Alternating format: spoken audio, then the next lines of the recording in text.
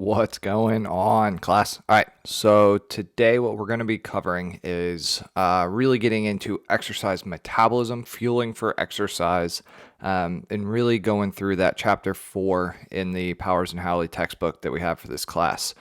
Before we go too much further, I want to make sure to remind you guys of 3 main things, right? So next week, or I guess technically it's going to be this week, which is kind of weird that I'm recording this a week early, but we're meeting. Okay. Anyways, so this week is our first in-class meetings. Group 1, you're going to be coming in on Monday. Group 2 on Wednesday. Group 3 on Friday. The dates are going to be over here in the top right-hand corner of this slide. Quiz 2 is also going to be due September 6th by 11:59 p.m. This one is not going to be a completion grade like Quiz 1 was, okay? This one, actually take your time on it. Pay attention. You need to be studying every single day just about for this class. This is one of the key integral classes in kinesiology, so make sure that you are studying the material and be ready for the quizzes. And then lastly, that web of connection assignment is going to be due on September 6th. You can find the instructions on D2L for how that assignment is going to look, and we'll go over it more in person whenever we're actually in class. Friday class, kind of get a little bit screwed over here on this because you'll see me on Friday and the assignment's going to be due on Monday. Or on Sunday, sorry. The thing about it is it's not too much labor right now. We don't have that much for you guys to start drawing spider webs with. So the next couple of web of connections will become a little bit more work and you will have an idea going into it. So it won't be so out of the blue on you. So before we dive too much deeper, I want to make sure that we go over a quick review of what we talked about last week. Mainly those 3 primary energy systems, right? So we're going to go over phosphagen, we're going to go over glycolysis, and then we're also going to go over that oxidative phosphorylation, or kind of where we transition from glycolysis to Krebs to electron transport chain, right? So before we go too much further on that, let's talk about phosphagen. What is the most important things that you guys need to know about the phosphocreatine system? 1, it's going to be your immediate source of energy, right? So it is that first couple of second burst. It's your 40-yard dash. It's not your 400-meter sprint, right? It's quick work. Olympic weightlifting, 1 rep max kind of ish, 10-yard sprint, very, very fast movements, right? It's going to be phosphocreatine. At rest, your muscle is going to be really containing high levels of phosphocreatine and ADP. You're going to use the enzyme creatine kinase, which is right here, to go ahead and catalyze the reaction into a creatine and an ATP molecule. So all that you're doing is you're liberating that phosphate group that is right here and then sticking it onto that ADP, and you're going to be making ATP. Cool thing about having the ATP is we can then fuel that work that we need to have done. Does that make sense? So it's almost like you have, with phosphocreatine and ADP, you have a pool of potential energy, but it is not actual dynamic or kinetic energy yet. So at rest, phosphocreatine plus ADP, creatine kinase catalyzes the reaction to create a creatine molecule and an ATP molecule. That ATP is then what is used for energy, right? We went over why ATP is so important last class, or last week.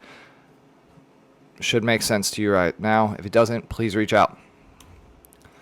Glycolysis. Okay, so I found this this kind of diagram over the past week while I was putting together this slide deck, and I really thought this highlighted in a good way what it was that I was trying to get across to you guys, right? And really what I want you to pay attention to is the carbon structures over here on the left, and then I want you to really pay attention to the enzyme names over here. And the reason why is because these enzymes are telling you exactly what's going on with the carbons. This week, specifically, we'll start getting into why it's important to be tracking those carbons. And then hopefully we can allude to why, as the course continues, those carbons become really essential. So essentially, glycolysis is taking a glucose molecule or a glycogen molecule, remember, a glucose molecule, and putting it through a series of relatively fast steps to create a pyruvate at the end. You're going through a bunch of phosphorylation steps. You're going through a couple of like isomerases, so you're rearranging the molecule. But in the end, what you're doing is you're taking a 6-carbon molecule and splitting it into 2 3-carbon molecules. Make sense? I guess I should go 2 3-carbon molecules. We get out of glycolysis a couple of NADH, right? Super important. And then we also get a couple of ATP out of it. Technically, we're producing 4 ATP, but remember, we have an energy investment phase in the first half, and then kind of like our energy gaining phase or our energy production phase in the second half. So we actually have to have a net input of a couple of ATP in order to get out ATP. So it's kind of like putting money into the bank so that we can pull money out for retirement later. Krebs cycle, super important because of one primary reason, right? We're going to be making NADHs and FADHs, and those are important because we can feed them in the electron transport chain, which is what we're talking about next, right? Essentially, with this, you're taking a carbon molecule. If you're coming from glycolysis, then you're taking this pyruvate and you're turning it into, or converting it into, an acetyl-CoA. Remember, you can also do this with fat molecules, and you can go through beta oxidation, and you can create 2-carbon acetyl-CoAs from fat as well. Whoops. So I heard it termed, or really Melissa Lane told me, Professor Lane told me that she calls this the meeting point of carbohydrate and fat metabolism. I really like that idea. I really like that verbiage. So that's something that you can kind of use to remember. Acetyl-CoA, the hand stamp to get into Club Krebs, remember, as lame as it is, the hand stamp to get into Club Krebs is the meeting place for fat and carbohydrate metabolism. It's almost like they're dating, and it's the pregame facility, if you will, is acetyl-CoA. Electron transport chain, this is where we take our NADH and FADH molecules and actually use them for creating energy. There's a lot of other really important uses for NADH and FADH inside of the human body.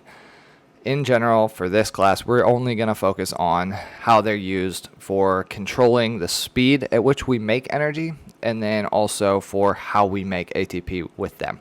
So here you can see that you've got that NAD or NADH that's depositing an electron. I suck. I keep doing that. I'm sorry. You drop off a hydrogen. That electron is strong enough to push that hydrogen out.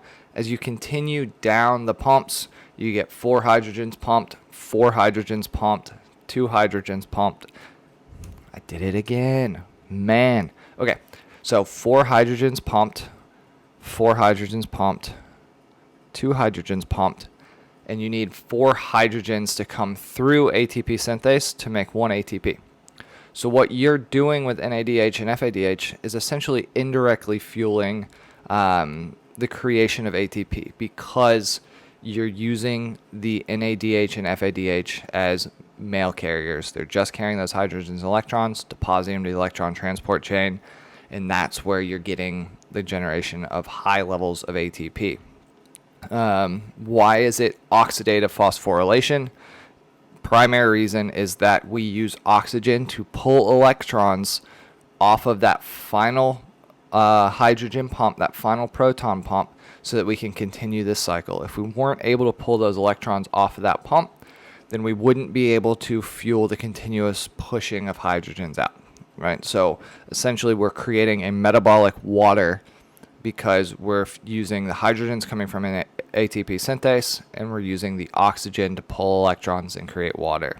I just burned through all of that. I'm sorry. Watch last week's lectures again. We'll be talking about them this week in class. But really, I mean, the biggest thing is, why do we care? What's the big reason for why you just made us spend that much time, Dr. Hyde, on doing this and learning this? Really, it's because the key aspect of everything inside our body is energy. We need to have energy to live. If we don't have energy, we're dead. And essentially, it is these processes are the reason why our body responds to everything that it does. So if you can understand this stuff, it's going to make the later stuff a lot simpler, I promise.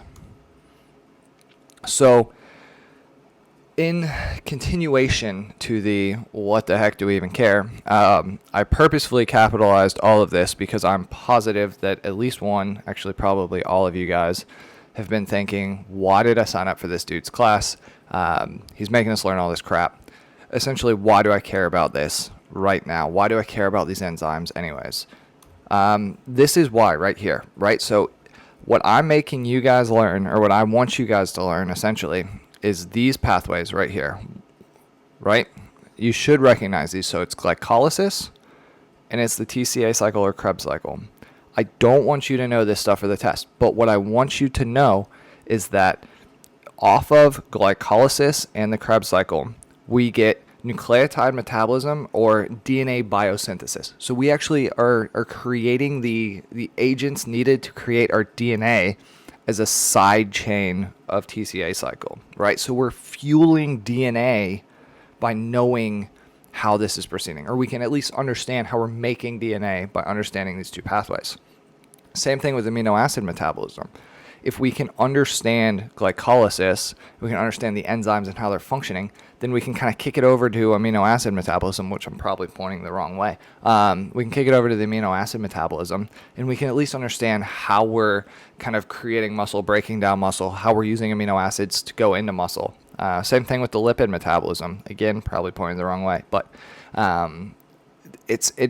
the ability to both create and break down fat, which is so essential to human survival, is directly correlated or directly related to the glycolysis and TCA cycle. So as you get deeper into these fields, and as you start thinking about, why does something like insulin shut off lipid metabolism but accelerate glucose metabolism? Well, it's because these two pathways are interlinked, and you'll be able to tell why that's the case, and not just, this happens and this happens. You'll be able to answer why, which I think is super important because you're going to get questioned on it in the field.